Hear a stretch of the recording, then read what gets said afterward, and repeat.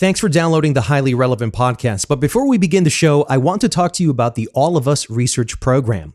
Hispanics are the largest ethnic minorities in the USA, up to 18% of the population. However, we are underrepresented in research studies, only 10%. This gap means that researchers know less about our health.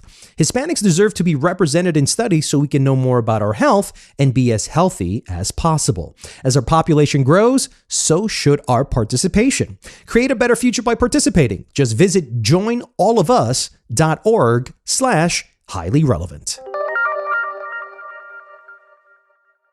Welcome to episode 161 of the Highly Relevant Podcast, a show about how Latinx pop culture is reshaping mainstream entertainment. I'm your host, Jack Rico, and my featured guest this week. When I got to Latina, one of the things that I wanted to do was kind of separate this platform from being just a lifestyle entertainment magazine to becoming more as well as a place where there were kind of these more intellectual, cultural conversations going on. That is Camila Legaspi. She is the Chief Content Officer of Latina Media Ventures, the company which owns Latina Magazine, who is joining me this week for an in-depth discussion on the relaunch of Latina.com. We discuss why the brand took a hiatus, why it decided to return, and what role will it play for this new generation of Latinas. But before we get to Camila, it's time I give you my weekly recap of the top Latinx pop culture headlines in a segment I like to call Jacked In. Let's begin with the top movie, TV, music news of the week. Netflix's Latinx dramedy Gentefied is returning for season 2 on November 10th. Rosario Dawson joins the cast of Disney's Haunted Mansion movie. Rosalind Sanchez's Fantasy Island on Fox is close to renewing a second season. The Macy's Thanksgiving Day Parade will return to New York streets for 2021 holiday. Camila Cabello's Cinderella on Amazon Prime pulls in over 1 million households. Jose Diaz-Balart leaves Noticias Telemundo to return hosting a new MSNBC weekday show. Actress Jessica Pimentel from Orange is the New Black joins the Aubrey Plaza movie Olga Dies Dreaming. Janet Jackson drops teaser for a new documentary, This Is My Story Told by Me. The Matrix 4 releases its first teaser trailer, and Disney announced that Eternals, West Side Story, Encanto, and The Last Duel will hit theaters first before going to Disney+. And in tech and social media news, Facebook debuts Ray-Ban Stories, smart glasses that record video. Spotify's new Enhance feature will spruce up your playlists with recommended songs. Twitter is testing emoji reactions for tweets. Marvel Unlimited relaunches with exclusive phone-optimized comics and a fresh new look. Instagram will require users to provide their birthday. Snapchat launches a new feature that helps track friends' birthdays. TikTok reportedly overtakes YouTube in the US average watch time, and Microsoft will let you control an Xbox with a TV remote soon. During the early 2000s, Latina Magazine was the preeminent voice of the new modern Latina. It was essential reading. Even men were reading it. I was one of them. I actually came out a few times in them. The magazine spoke to a growing population of second-generation Latinas that wanted to explore the duality of their American culture. It captured how it was to be bicultural and bilingual in America. Regrettably, in 2018, the magazine folded due to the same financial woes that struck other brands like Glamour and Teen Vogue. But the digital extension is alive and well under its new leader, Chief Content Officer Camila Legaspi. The 25-year-old Princeton graduate has been tasked in preserving the legacy of the brand while evolving it for a new Latina audience. That's no easy feat, and I would argue that no Hispanic media company of scale has been able to do it successfully yet. Will she be the one to crack the code? Camila Legaspi, welcome to the Highly Relevant Podcast. My name is Jack Rico. It's a pleasure to have you here. We're going to be talking about the 25th anniversary of Latina Magazine and the brand. But before we get to that and this new Latina Magazine that you are now in charge of, I want to know a little bit more about you, Camila. Let's start off with you. I know you went to Princeton and you studied cultural and intellectual history. You then went to Mike and you got your beginnings there. Then you went over to Blackstone and you worked in the real estate development area. And then you became the head of development over at Latina Magazine, where now you become the chief content officer, basically in charge of a treasure for a lot of Latinas that are now Gen Xers that still remember the magazine back from the early 90s and the 2000s, where it was truly, sort of the brand of our community, whether it was female or male. Latina Magazine, People in Español, Univision and Telemundo, the four of them really created what was the Latino community in the United States. How did you end up becoming the chief content officer at Latina? Yes, well, it's definitely a very zigzaggy tale, as you can see, and even as you pointed out. But just to start, from the beginning and kind of go into exactly how I took on that role. A little bit of background about myself is that I'm Mexican, super mexicana, chilanga. Both of my parents grew up in Mexico City, came over to the U.S. After college to build a new life here, and so I grew up Mexican American. In New York, I was the only Mexican girl, always in my school, always everywhere, until Princeton. Actually, Princeton really opened my eyes to a bunch of different Latinos from different communities. But that being said, it was always a huge part of my identity. And it was never something that I thought I would specifically dedicate my career toward. I knew I wanted to go into media. Being Latina was a huge part of my identity. So those were always two kind of underlying themes of my life. And in college, I worked at Mike. The anecdote that I always give about Mike is that I used to be, I worked for the head of communications there, and I would sit in the office with all the executives, and they would always be having these conversations like, how do we appeal to millennials? They would have, like, I was in college, I was a millennial, and they would be having these conversations like, what content should we put forward? Like, what do we do? And I was like, call on me, pick me. I'm a millennial. I can tell you what to do, what to say. And that's kind of the same feeling I had with Latin media. I feel like my brother works for Context. My brother works at Univision. These are conversations we're always having in our household. And I felt like I'm 25, I'm Mexican American, my peers are all Latinos, like they're all creative, they're all in the industry. Like, how can we change the narrative? How can we adjust the representation that's occurring right now? So those are kind of ideas that were always floating around. I wanted to work in media.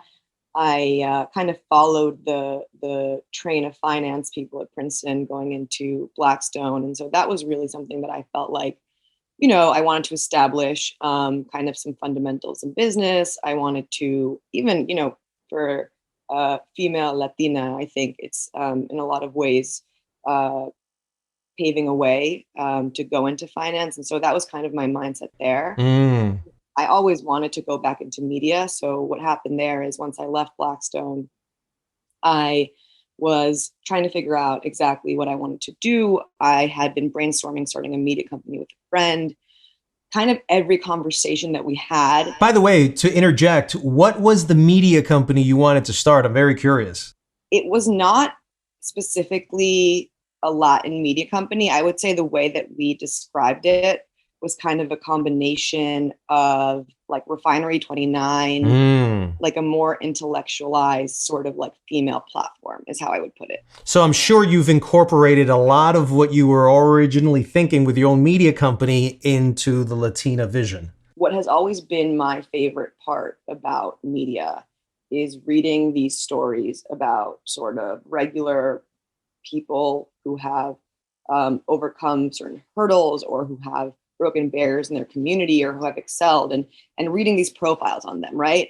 New Yorker is a publication that does an amazing job of doing that. And so when I got to Latina, one of the things that I wanted to do was kind of separate this platform from being just a lifestyle entertainment magazine to becoming more as well as a place where there were kind of these more intellectual, cultural conversations going on.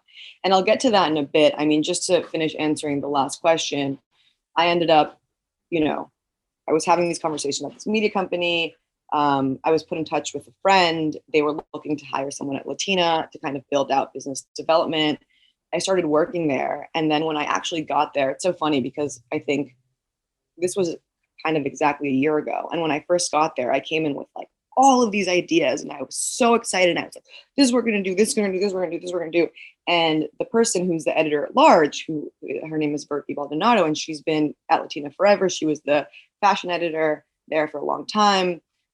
she was like, whoa, whoa, whoa, whoa, whoa. Like, keep in mind that this is a brand that has existed forever. Right. And that, exactly as you said, is a treasure for so many people. And like everything we do, you have to understand that we're like not only going to appeal to this new generation of Latinos, but we're also appealing to people that have followed this magazine since its inception in 1996. And you would be disrupting that chain of identity of those years that would lead into the enhancement of the brand if you have everybody associated with it of every age. Totally, exactly. And it's so interesting because one of the first things I realized going into the platform and trying to start kind of building out sort of my perception of what it should be, which has changed 1 million times since I started there, was that I realized I was bringing in my perception of what it meant to be a Latina. So I was coming into the platform with like my background being a Mexican American girl raised in New York City with family in Mexico City. Like one of the first things that Virgie told me, she was like, keep in mind, there are more Latinos than just Mexicans in the US. You know, like I was coming in with my background. Colombiano, Exactly. And muchos colombianos en todo el país. And that was something that it seems kind of obvious, but it's with these Latin platforms. I think something that is really difficult is that our narratives and our backgrounds are so different. And it's how do we create platforms that both celebrate all these different voices and cultures, but also create kind of a thread between all of them where we can all sort of understand each other and learn from each other. And so that was certainly the kind of biggest obstacle, and it continues to be, is trying to figure out how do we appeal to everyone? Like everyone always asks, what's your target woman or man? What's your target audience? Like if you had to describe your reader in one sentence, who's that reader? And it's like, how can we answer that? You know, who is it? Is it the Puerto Rican student in Washington Heights? Is it the Chicana in LA? Is it the Colombiano in upstate New York? Like how can we really answer that? And so where we have come to is really that we are trying to be this place of intersection of culture and identity for Latinos. And we're trying to be that space for Latinos regardless of identity. So while we have been, primarily kind of a platform for women, I really think we're trying to shift to be a platform for everyone. And we will always be a place that focuses on female stories and amplifies female voices. And obviously our name Latina is reflective of that. But there are new generations of Latinos that are looking for new things that are edgier and more culturally interested and kind of like speaking. In fact, a lot of them don't speak Spanish and are trying to assimilate themselves in a new culture that has been made by them, that is like Latinx culture, that is no longer like them trying to enter American culture. So it's kind of like this new movement is happening, and we want to be a space for everyone in that movement. So one of the things I also wanted to note, you're a 25-year-old C-suite executive now in the magazine industry.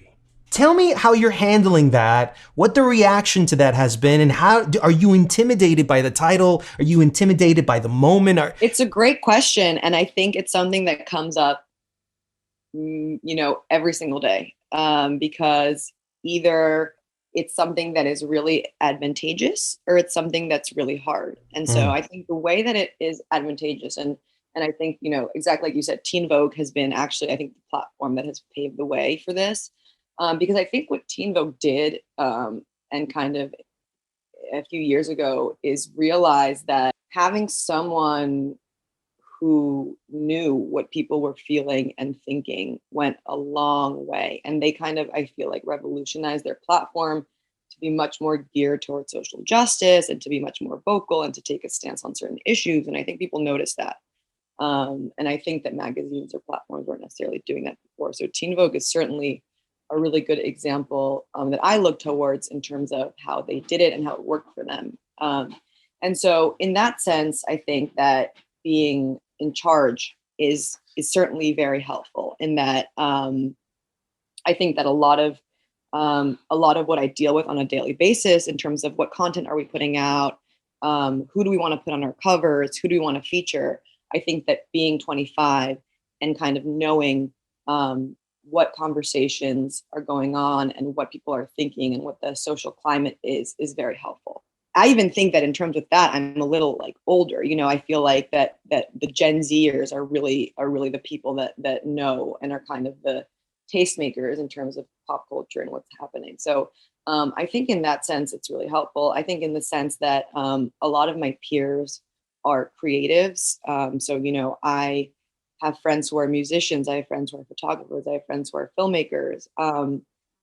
That is really helpful, one, in having resources, but also in just knowing their lives and, what they deal with on a daily basis and being able to, I think, cultivate relationships where there's a lot of mutual respect, because it's not like there are phenomenal C-suite executives who are older and everything, but it's not like I necessarily am like looking down on these people that are working for me. These are my equals, 100%. Like, even though, yes, I am in charge, they are 100% my equals, and I'm learning from them. And then a lot of the people that I work with are older than me too, so I'm learning from them as well. Is it weird for them? Yes, it is very weird for them, I think. But I also, I think I've also, I think I am definitely, a little personal tidbit here. I think I'm mature for my age as well. I lost my mom when I was 16 years old. So I raised my siblings. I was always forced to be, very independent. Responsible, right. Responsible, kind of like look out for myself. I definitely think I've been a fighter my whole life. So that has also obviously taken part in terms of the way that I interact with adults when I enter a room and it's all people who are older than me and we're having a conversation or a meeting, or when I'm talking to brands and everyone who's in the meeting is older than me. I think that my kind of like fighter mentality kicks in. Oh, I've done this. Like, I've been in difficult situations before. Do you feel like you have to prove yourself constantly? And how much stress is that taking away from you? Yes, I do feel like it depends with the people. I think that when I'm talking to people who have been in the industry for a long time and who I have a lot of respect for, it's not necessarily that I feel like I have to prove myself, but I definitely think there's more intimidation there. And I just think that comes from like, I feel a tremendous amount of respect for a lot of the people that I'm interacting with.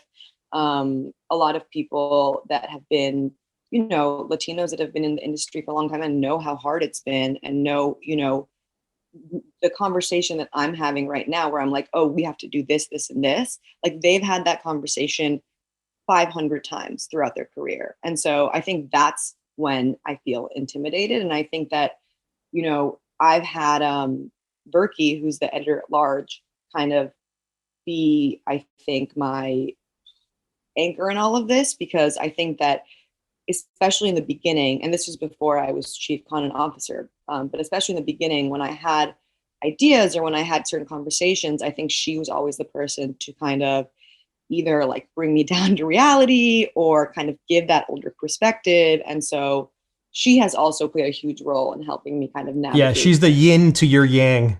100%. I always say that, and I the launch would not have been possible without her. And she is also always behind the scenes, kind of every time I'm trying to figure out, a difficult decision, she's the first person that I go to. And so I think some of the youngest, CEOs I know are some of the most impressive.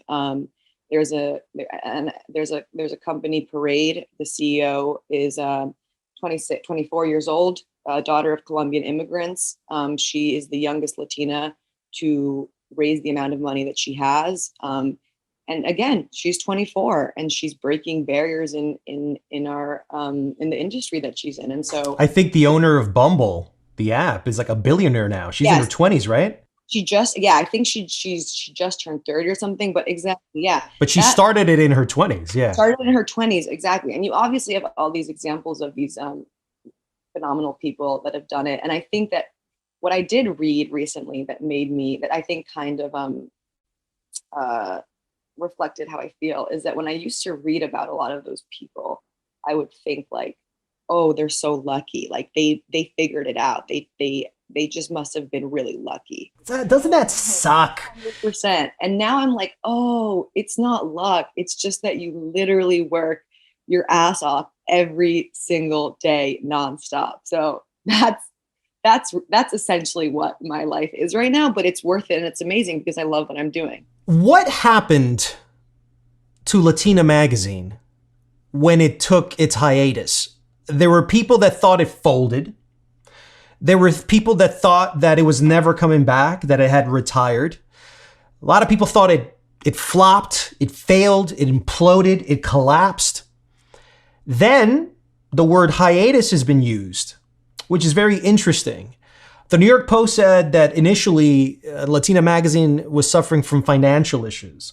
Now, this is something that's not just particular to Latina magazine, but it's been particular to the whole magazine industry, where we've seen those ad prices go down and have the reinvention of digital from print over to digital. But what exactly happened? Why did Latina just stop doing their news on the website and in the magazine? We didn't see it in the newsstands anymore, yet we saw the reemergence of Hola USA. People in Espanol kept on going strong. They even launched, I think, a side magazine called Chica, which to me I thought was the replacement of like a Latina magazine. So what happened?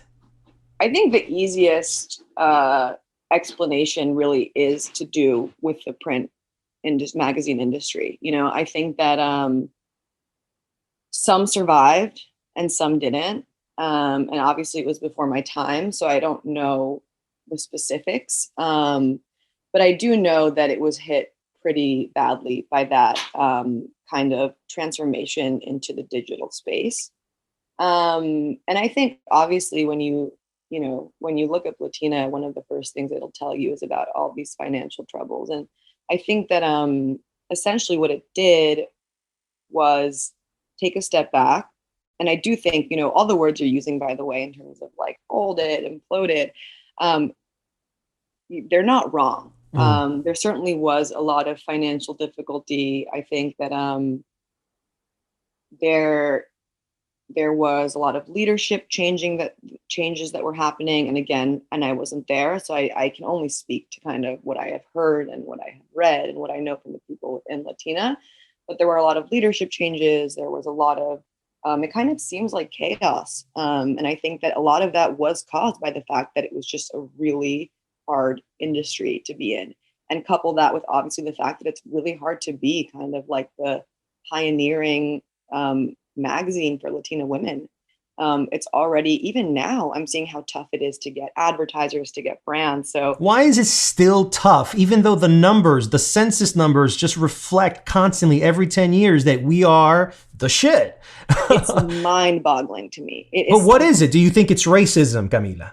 I don't know. I don't think it's racism. I think that a lot of corporations and major corporations, which is where, a lot of the money comes from in advertising, in magazines and digital platforms, I think they have a set amount of what they call multicultural marketing or multicultural advertising that goes to certain platforms. And it's kind of like, okay, well, this is the money that we will use to advertise to Black and brown people. And they have a whole bureaucracy that comes along with that. And they have a whole calendar that comes along with that. So if you're kind of and right now I do really view ourselves as like a small player in the field coming in and trying to establish these relationships, like you have to have kind of a whole system built out. You have to know the bureaucracy. You have to know when to go in the fiscal year. Like when you have to know that, you have to go in a year before in order to get these multicultural dollars. And like, these are all things that honestly, I think if we were just a regular platform, we wouldn't have to deal with. We wouldn't have to be told like, oh, sorry, the budget for Hispanic Heritage Month for this year has already been used. You know what I mean? Like, those are things that I'm hearing right now. And so I can only imagine how that has been a challenge and a struggle. Well, I feel like this is a systemic issue. This isn't something that happened today. I believe that this is systemic. And when something is systemic and you put those laws into practice, then that becomes discrimination. And this is a form of critical race theory. It's just interweaved in every aspect of our lives. And I feel like most of us have been talking about all these social justice issues, but when it comes to the profession, that's when you start thinking to yourself, wait a minute, the numbers say this. The people are saying the right things. Everyone's in agreement that you should be giving us more money, yet you're not. And that's at that point that I feel like someone has to speak up and say, look, this is flat out discrimination, even racist at some point. Because if you're specifically making sure that we don't get the amount of money that white Americans get and white outlets get, then somebody needs to bring this up in a more serious manner, like the way that I believe it was Dominion went up to Fox News and said, hey, you said something bad on air. We're going to sue you for $8 billion or something like that. So I think at some point somebody needs to do that. And I know this is a challenge for you, but I already thought that this was already handled after the George Floyd experience. Yeah, I mean, I think that after the George Floyd experience, you have so many people on the surface and so many corporations on the surface, like acting like everything is fixed and acting like they have, oh, we donated X amount of money to social justice organizations, like we're good. And that's so not the case. You know, behind the scenes at all of these corporations, there's so much work to be done. I have so much respect for the few brands that have worked with us and responded to us and tried to cultivate a relationship with us. A lot of the people at those brands that have responded are Latinos. And it's the people that take the chance on us. This is something that I never realized would be part of the job. And I think maybe that comes from a sense of entitlement from like having gone to Princeton and then working at Blackstone, where I was like, oh, everyone's just going to respond to me. And like, I was like pitching these things that I thought were so obvious, like these like numbers that like Latinos are literally like the fastest growing demographic in the country, that like our population growth is due to Latinos. Like our economic growth is because of Latinos, like showing these beautiful presentations. And no one cares. And no one cares. No one cares. And it's discrimination, Camila. It's discrimination.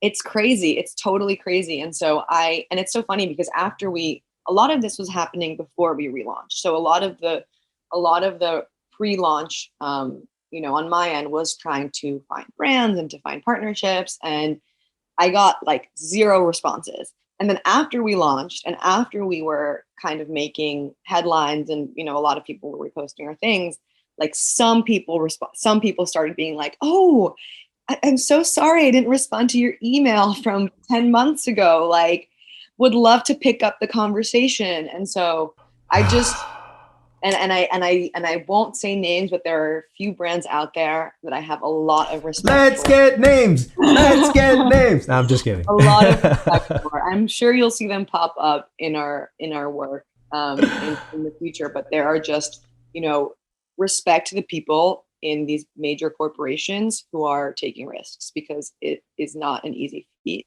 And I now have seen it firsthand, and it is all Black and brown people. So respect. My next question has to do with the editorial and the tone of this new magazine.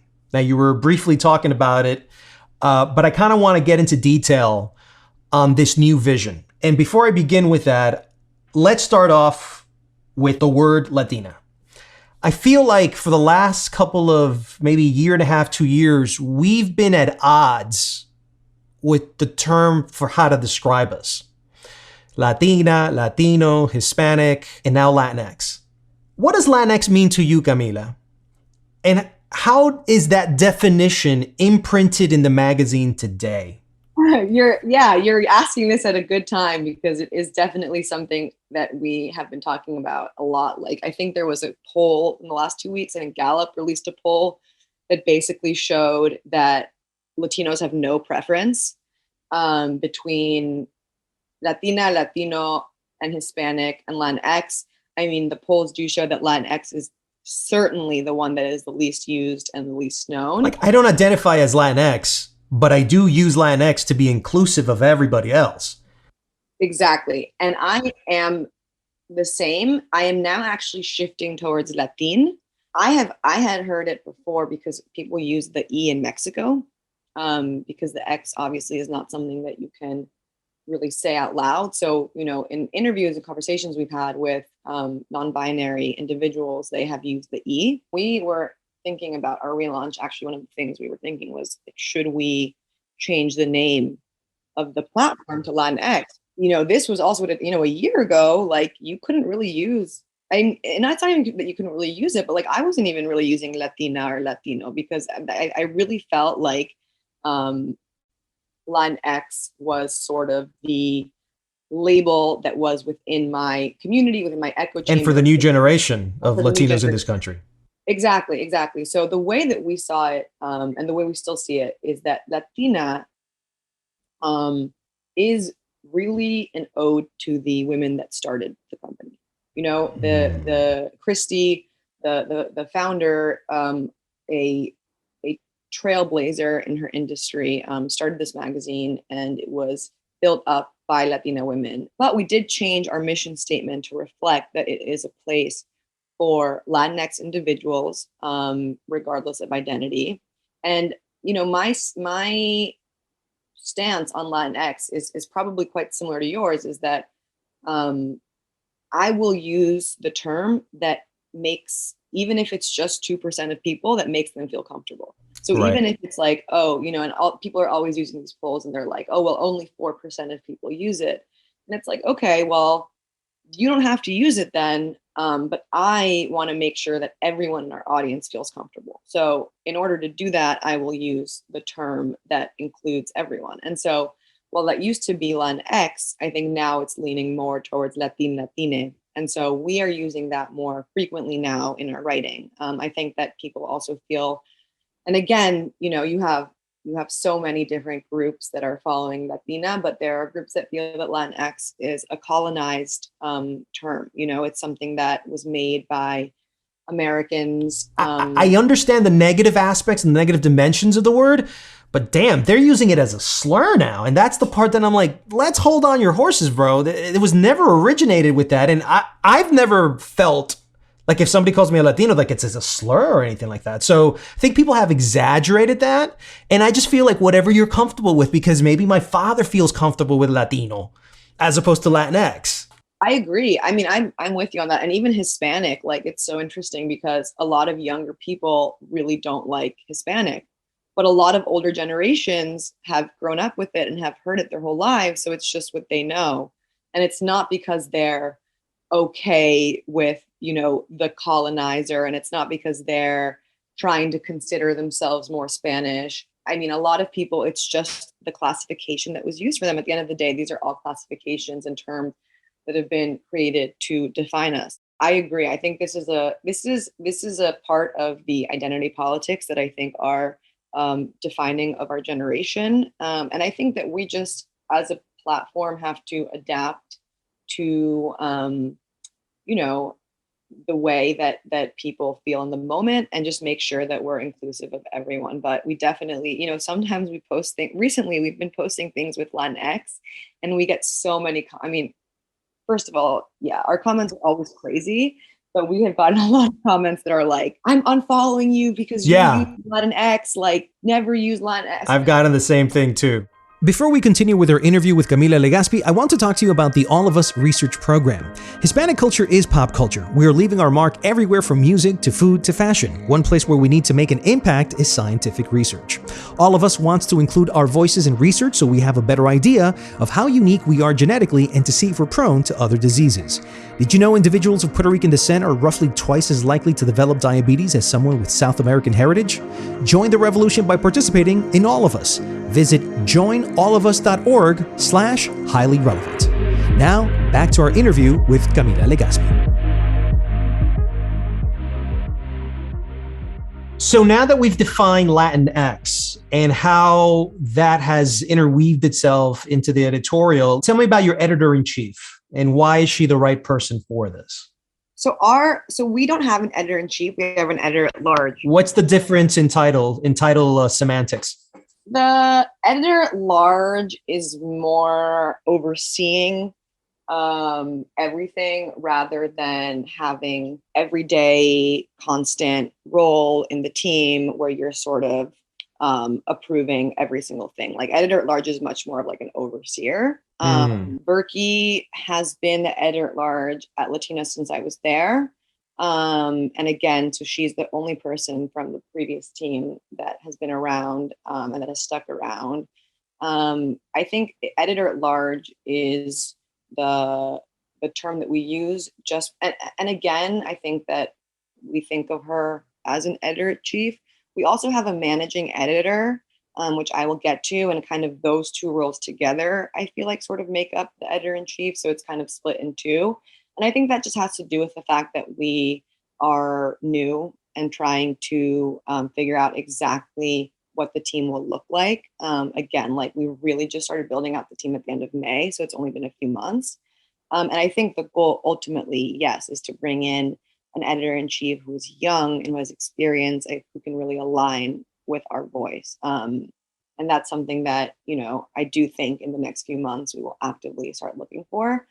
But in the meantime, Berkey, like I said, has all of the qualities of an absolutely phenomenal leader who has kind of taken on that position. And so, again, with Berkey, it really comes down to experience. She just knows the industry really well. She knows the reactions that people will have to certain things.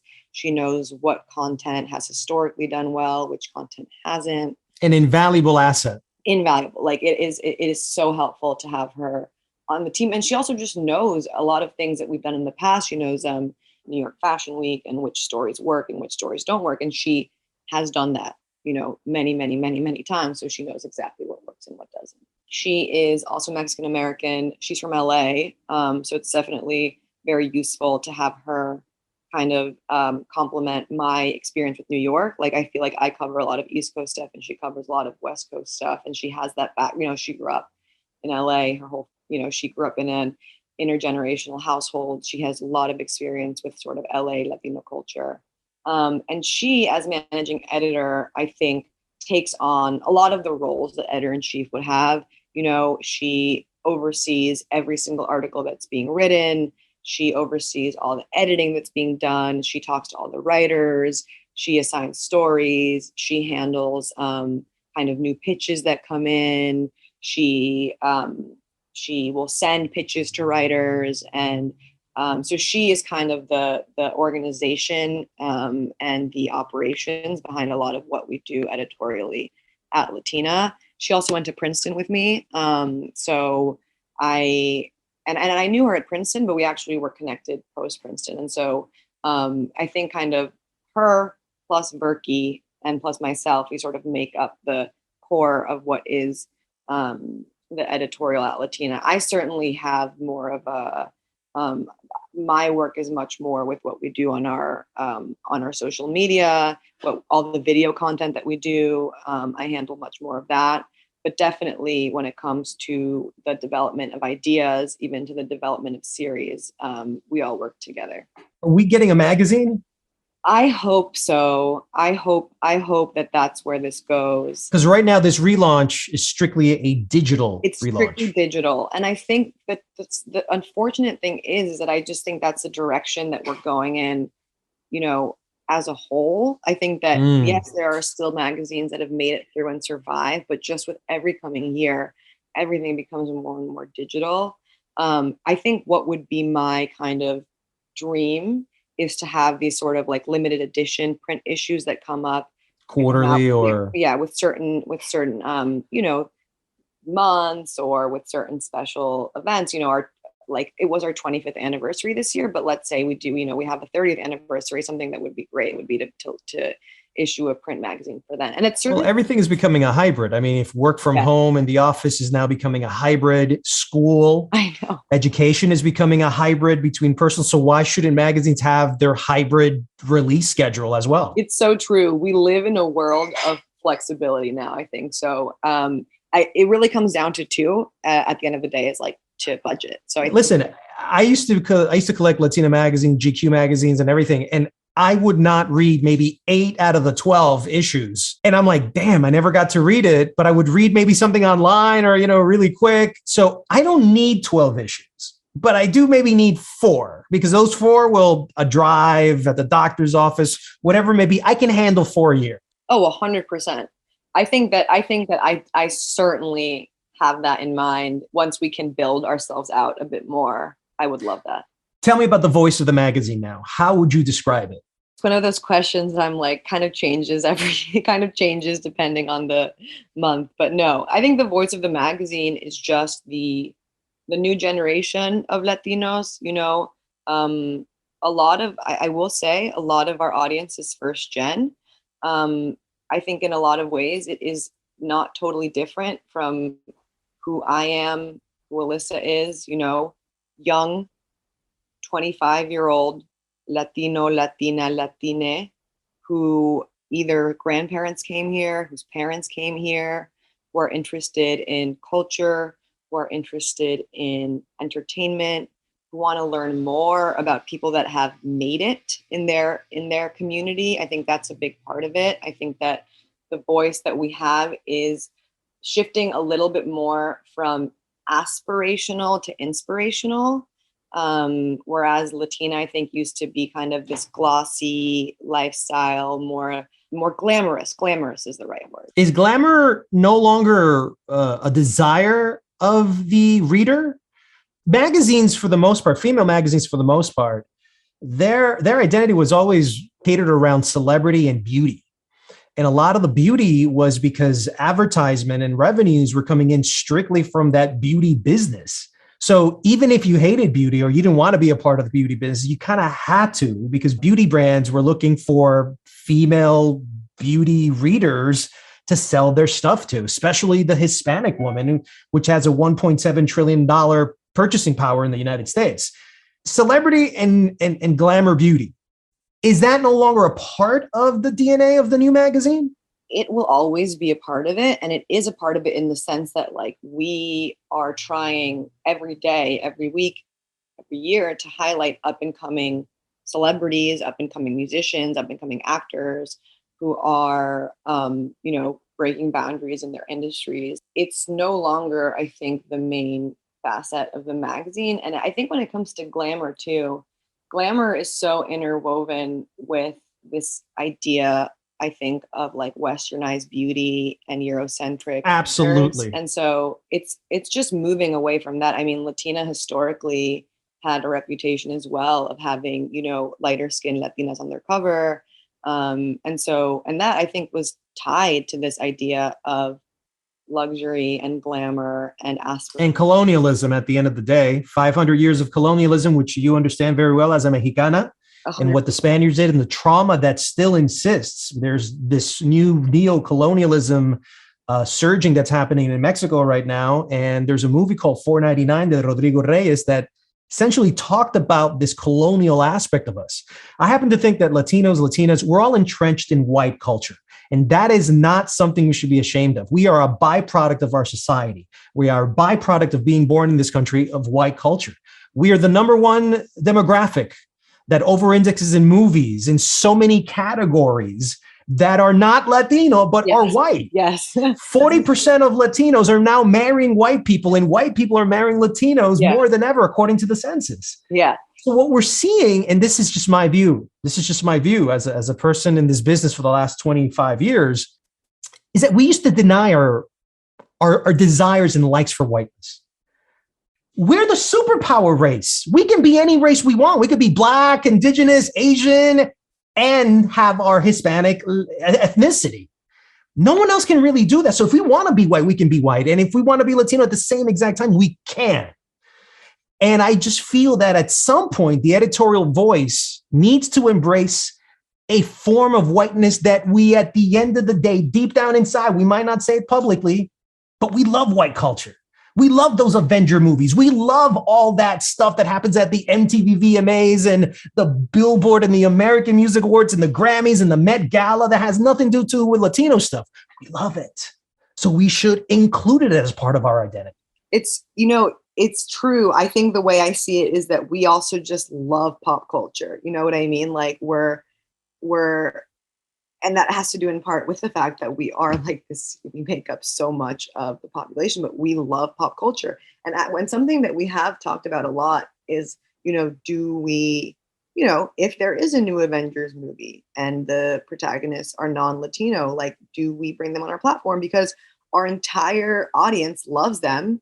So what do we do? And we actually did kind of adjust our mission statement, and in our relaunch we put this, but we are going to work towards a place where we are amplifying Latin voices and we are focusing on Latin stories, but we also want to put out content that can be seen through a Latin lens. So I say this because I think that a lot of Latina writers have experienced in their careers, having to write about Latin music, having to write about only Latin things. And a lot of these writers, they want to write about some exhibit that they went to go see at a museum last week. They want to write about the most recent, Russian movie that they watched. They want to write about things that aren't only Latin.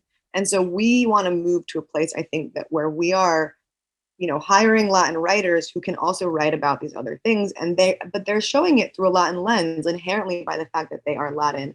They are showing it to the world through their lens. So that is certainly a place that we're moving towards, because I feel that 100%. I'm like, if there's someone who wants to write about White Lotus, the most recent HBO show that everyone loves, like, they should be able to write about it, and we should be able to provide that content to our audience, because a lot of them are watching the show. And at the end of the day, you're an American brand, Camila. Yeah, exactly. So I certainly think that our focus will always be Latin voices and amplifying those, and the majority of our content will always be that.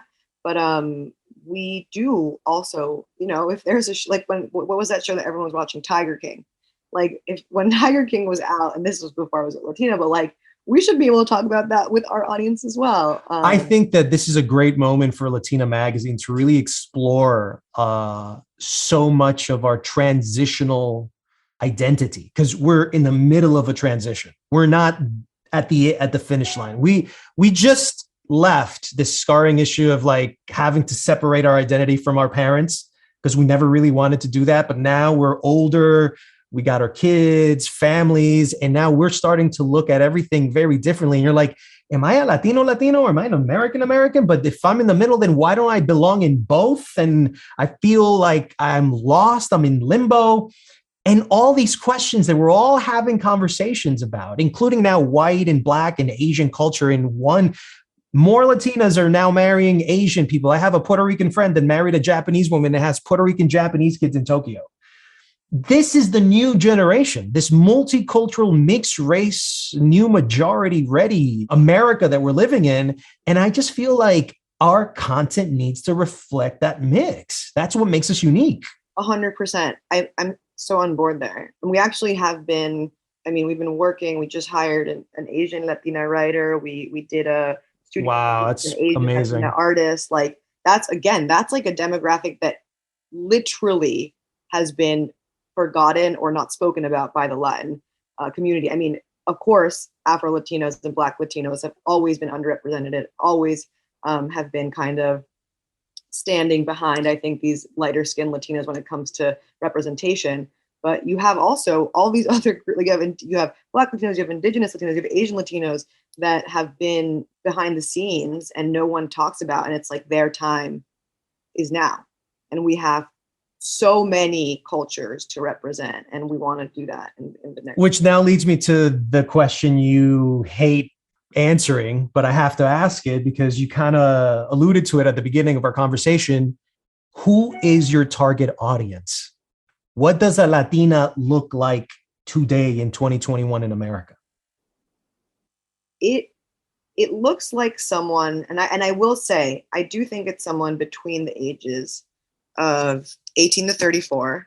I do think so. I know that's a wide range. 25 to 34 is perhaps the better age frame. Most of our audience falls within that. 40% of our audience is between 24 and 35.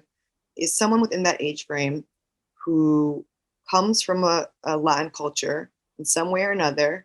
They can be full Latino, they can be half Latino, they can be a quarter Latino, who feels a sense of pride to their culture, who perhaps feels a sense of confusion about their culture, who wants to learn more, who wants to see themselves reflected in media, and who has felt that there hasn't necessarily been a place where they've been able to find all the content that they've wanted to find relating to their identity and their culture.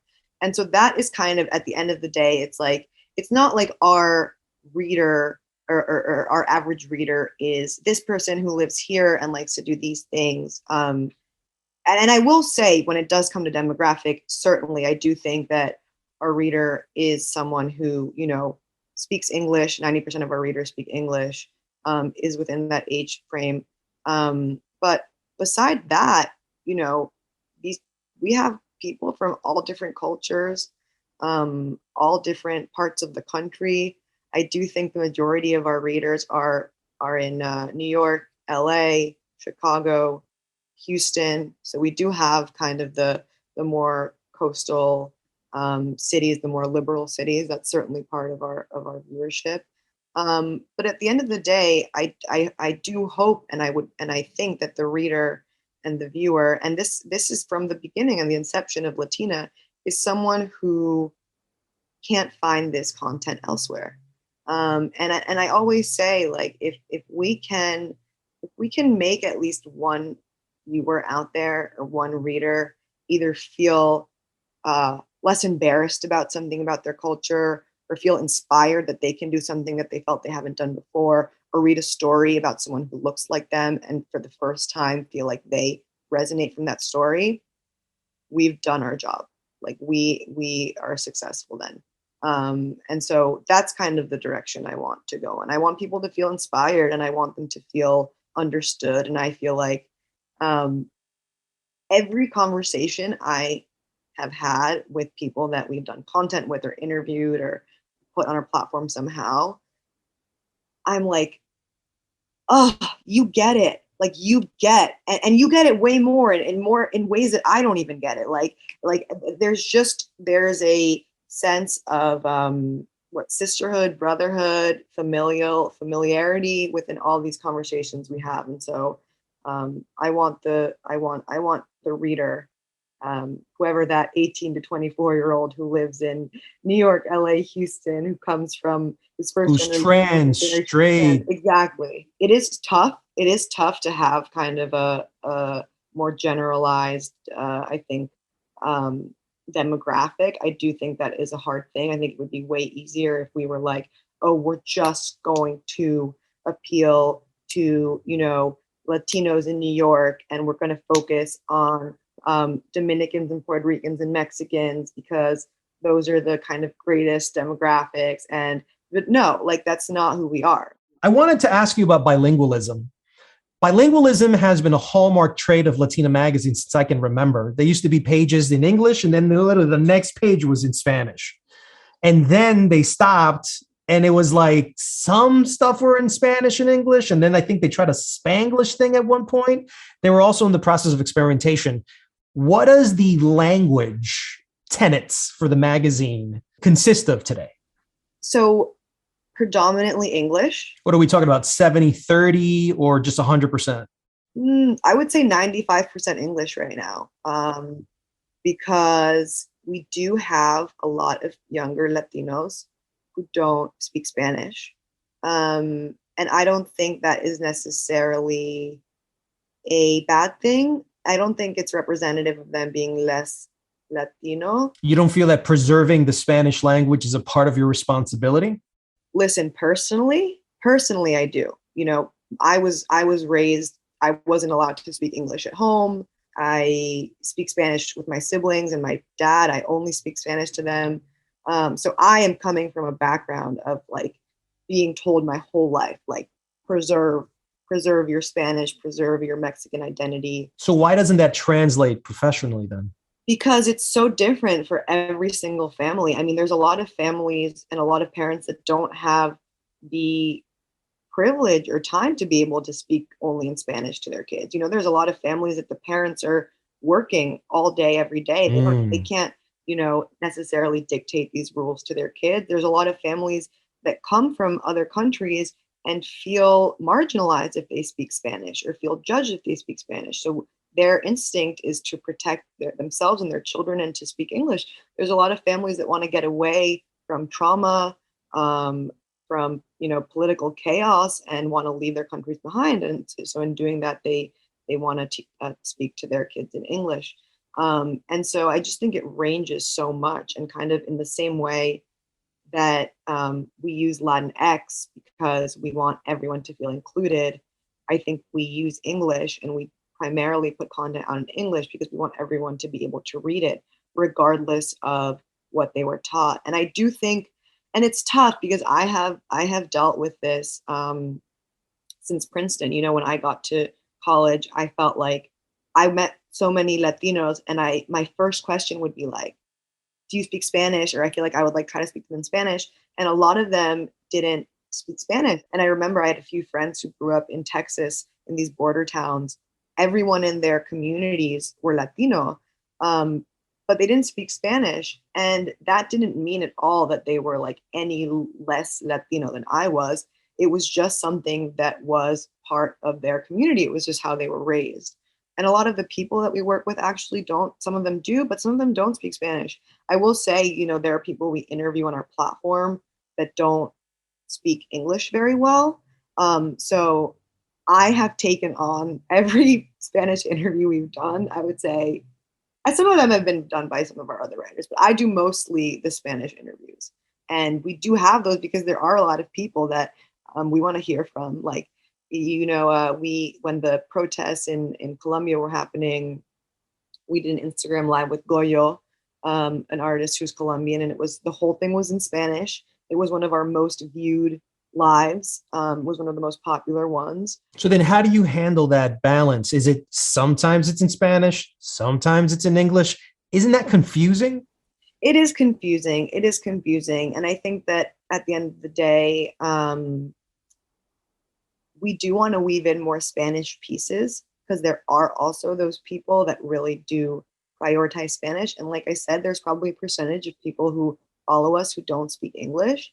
And so we do want to weave those pieces in. And again, I think that comes with our growth. So even right now, there's one piece that we're considering putting out in Spanish. So I think those will start to trickle in. And while it will be confusing, it is part of our culture that there's so many different identities mixed in there. I think that what we can do once we have the resources and the time is to put out, pieces in Spanish with translations in English. So that'll be the best case scenario, I think, for us. But we certainly do focus in English. And that's something that I have had to get much more comfortable with, because my instinct when I meet anyone who's Latino is to immediately speak in Spanish. But I have certainly kind of adjusted that mindset. I wanted to now ask you about the competitive landscape in the marketplace for Hispanic media.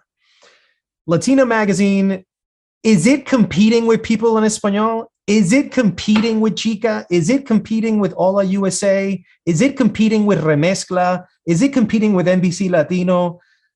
Who is your competition? Who do you see? This is our competition. Is it everybody? Is it the universe? And where do you fit in all of it? Right. I think some of the ones that you named could be seen as competitors. I will say, like People en Español, it's all in Spanish, right? So that is probably a magazine that used to be more of a competition when we had more of a bilingual component, but less so now, just because everything they do is in Spanish. I think that the competition and the platforms that we I think can be seen alongside are the ones that are digital only, the ones that are really appealing to younger generations, and the ones that are kind of focusing more on cultural phenomenon rather than just entertainment, because that is really what we're moving away from. And when you kind of start to narrow it down there, the more that we start describing like what we're doing, more and more of those platforms that you named actually fall away as competition because they're not doing that. And that was kind of one of the things that I realized going into working at Latina in terms of what existed and what didn't exist. Like I always said, and again, I'm biased. I grew up in New York. I'm a huge New Yorker fan. I love the profiles. I love reading these like in-depth profiles about people that have done really incredible things. Like there is no platform that is doing that for Latinos. That is, I always say like, what's my dream? My dream is to have some component of like a Latino New Yorker running through our blood, because I think that you have a lot of Latin media and Latin platforms. It's kind of like celebrity lifestyle culture that is a bit, I think, more and this isn't bad, but just a bit more superficial in terms of like the information. Vacuous. Yeah. And so I think our goal is to just get more nuanced and to get deeper. Substance. Yeah, substance. I do. I think so. I think that we want people who are really really interested in reading longer stories and getting to know things about different cultures to read us. And so while all of the platforms you named, I think are great and are doing their own thing, I don't think any of them are doing what we're trying to do. I think I do think the publication that comes closest is Remezcla. I think they're doing really great things in terms of music and film and exploring a lot of really important topics in those. But it is also, focused on music and film. So we really... Yeah, and then I think you have Somos from Refinery 29 that just kind of recently came out. Somos recently came out. Somos is backed by Ulta. Again, Somos is doing really cool things. But Somos is a vertical of Refinery 29. Right. It's not its own entity. Own entity. And Latinos, I'm sorry, but like we're not a vertical. We're a whole damn thing. We're a whole platform. You say it, girl. You say it. Yes. I don't know who that would be in I'm sick of these vertical. They put us in verticals on everything. Remember Fox Latino, and it was just like, stop it. That's where I'm at, and I'm biased, obviously, because I'm leading Latina. But I'm just like, we are not a vertical. Bueno, mi última pregunta, just to let you go, and thank you so much for the conversation. It's been amazing.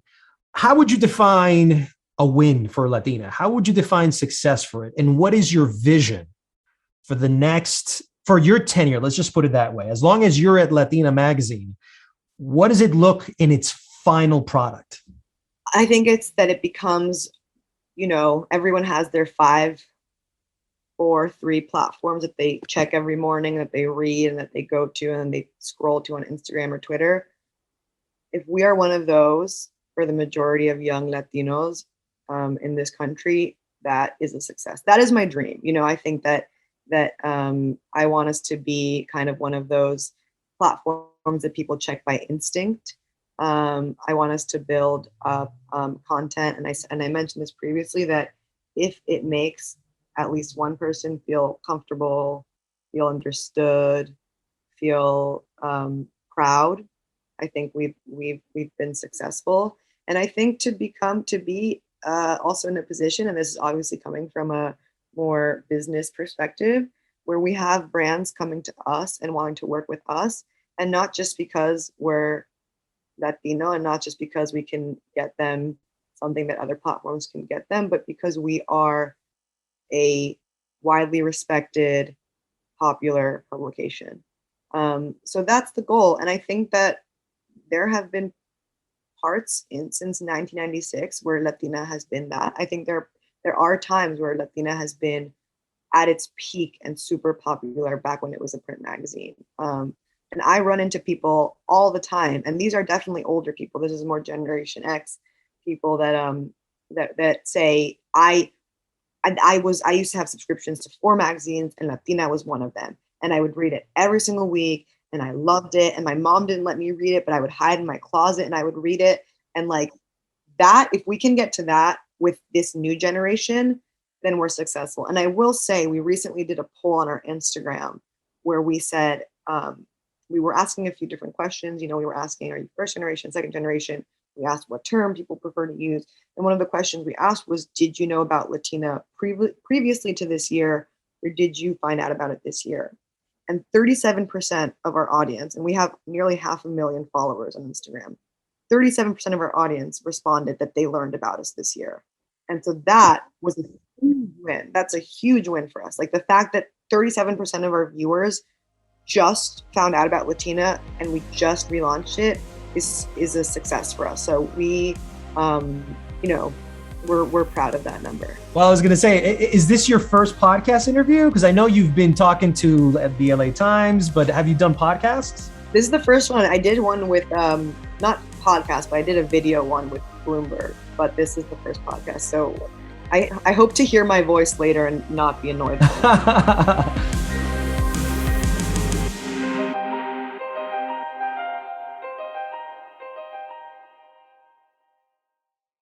Just before I wrap up here are 3 Latin tracks you might want to add to your playlist this weekend.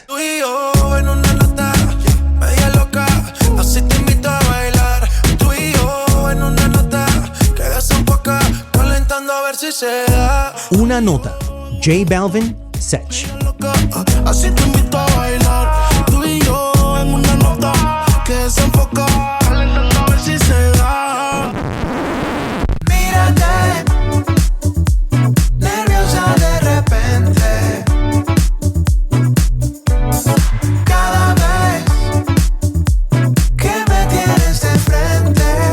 Pausa, Martox y Gian Rojas.